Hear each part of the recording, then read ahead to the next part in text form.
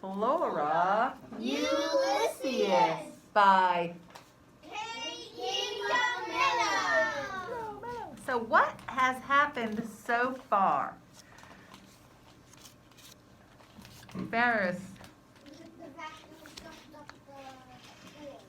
Yes, so the neighbor got a super duper vacuum.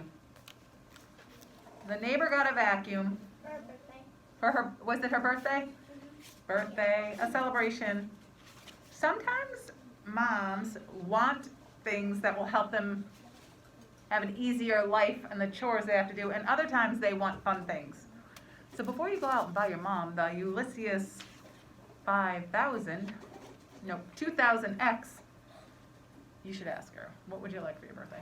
So Mrs., was it Tickman? Yeah. Got the Ulysses 2000X from Donald.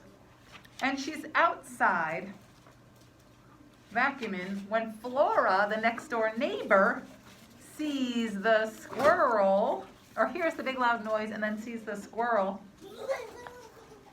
yes, get sucked up and have a struggling time. So let's start with chapter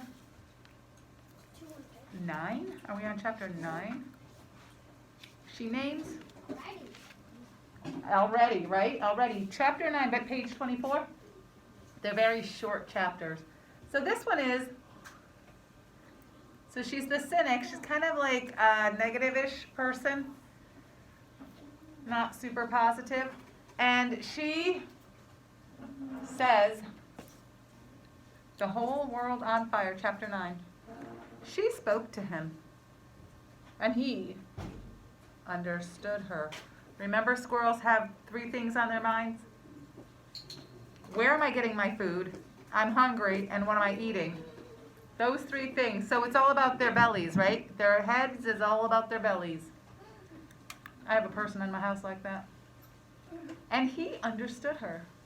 What the girl was saying was, Ulysses, come here, Ulysses. And without thinking, he moved toward her. It's okay, she said, and he believed her. It was astonishing. Astonishing. 4 syllables. Ish-ing at the end. You guys know how to spell that? Yep. Everything was astonishing. The setting sun was illuminating each blade of grass. It was reflecting off the girl's glasses, making a halo of light around the girl's round head, setting the whole world on fire, fire, fire. The squirrel thought, when did things become so beautiful? And if it has been this way all along, how is it that I never noticed it before? Listen to me, the girl said. My name is Flora. Your name is Ulysses. Okay, thought the squirrel. She put her hand on him. She picked him up. She cradled him in her left arm. Cradle Ulysses in your left arm. Aww. He felt nothing but happiness. Why had he always been so terrified of humans? He couldn't imagine. Actually, he could imagine. There had been the time when the boy had the BB gun, and there had truthfully been a lot of incidences with humans, some involving BB guns, some not. And all of them had been violent, terrifying, and soul-destroying. But this was a new life, and he was a changed squirrel, and he felt spectacular, strong, smart, capable, and hungry. He was very, very hungry. Chapter 10. Squirrel smuggling. Smuggling? Huh. Flora's mother was in the kitchen, and she was typing. She wrote on an old typewriter, and when she pounded the keys, the table shook, and the plates on the shelves rattled, and the silverware in the drawers cried out a metallic kind of alarm. That's me imagining Mom typing. Flora had decided this was part of the reason her parents were divorced. Not the noise of the writing, but the writing itself, specifically the romance writing. Flora's father had said, "I think your mother is so in love with her books about love that she doesn't love me anymore." And her mother had said, "Ha! Your father is so far off in left field that he wouldn't recognize love if it stood up in his soup and sang." Well, that's not anything I can even imagine. Flora had a hard time imagining what love would be doing, standing in a bowl of soup singing. But these were the kind of idiotic words her parents spoke. And they often said words to each other, even though they were pretending they were talking to Flora. It was all very annoying. "What are you doing?" her mother said to Flora. She was sucking on a pitzer pop. It made her words sound rocky and sharp-edged. Her mother used to smoke, and then she stopped. But she still had to have something in her mouth when she was typing, so she consumed a lot of pitzer pops. This one was orange flavor. Flora could smell it. And speaking of smelling, my nose is running. I smell orange. Because she said orange flavor, you were smelling it? That's really putting yourself in the character's shoes. In the story. "Oh, nothing," Flora said, and she glanced at the squirrel in her arms. Oh, pops are lollipops. I thought it was soda pop. These are the pops. She has one in her mouth. This is Flora with the squirrel. This is Mom on the typewriter.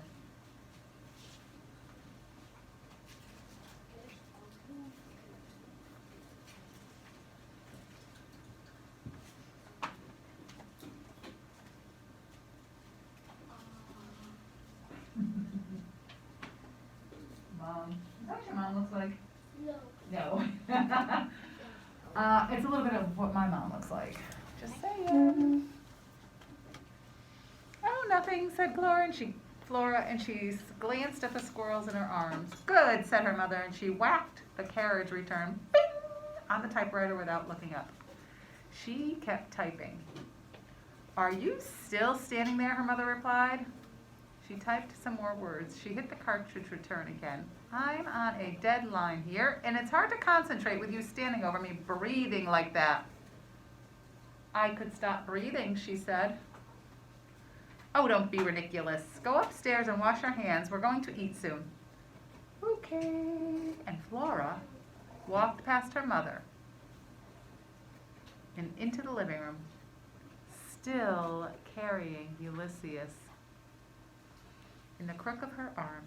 It didn't seem possible, but it was true. She had smuggled a squirrel into the house, and she had done it right under her mother's nose, or behind her back, or something. In the living room at the base of the stairs, the little shepherdess lamp was waiting, a pink-cheeked smirk plastered on her face. Flora hated that little shepherdess. Her mother had bought the lamp with her first royalty check from her first book.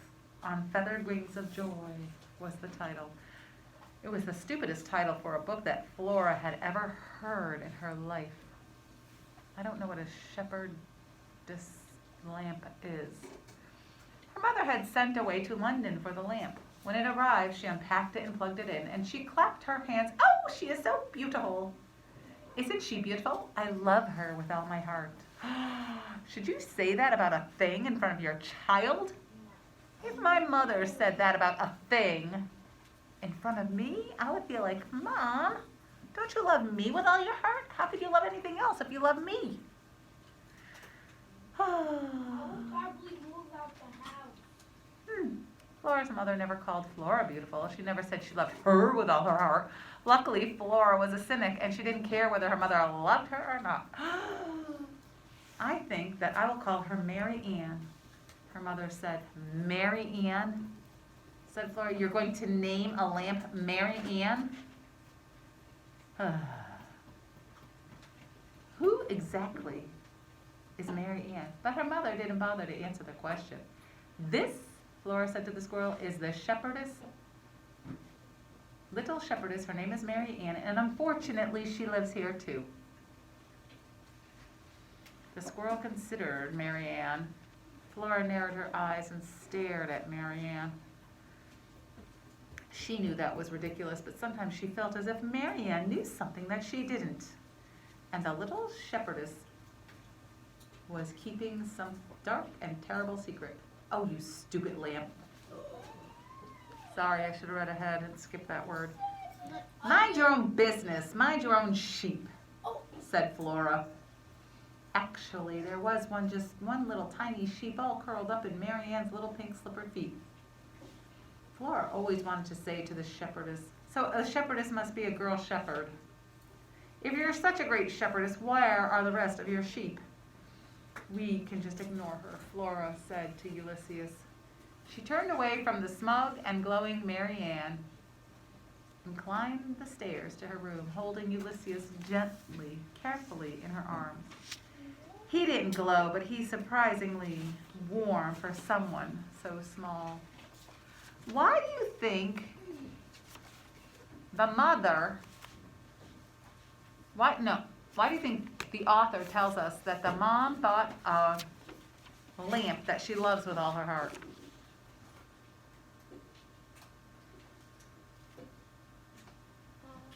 Kennedy.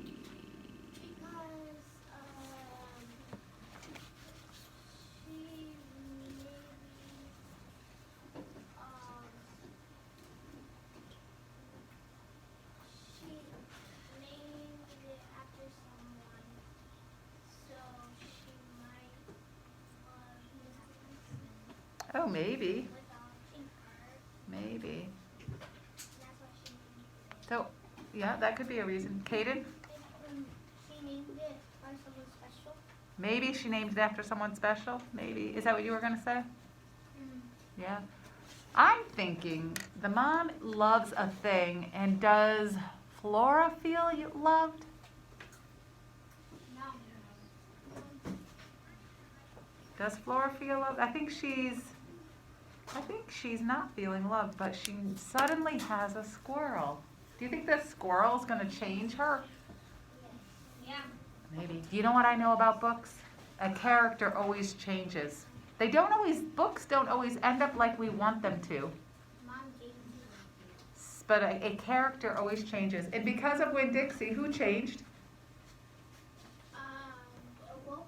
Opal changed, yeah. Opal accepted. She got a lot of friends, right? And she accepted the fact that her mom might not come back. In, what was that, Jake? Walk the plank? Yeah. Yeah? Who changes? Jake.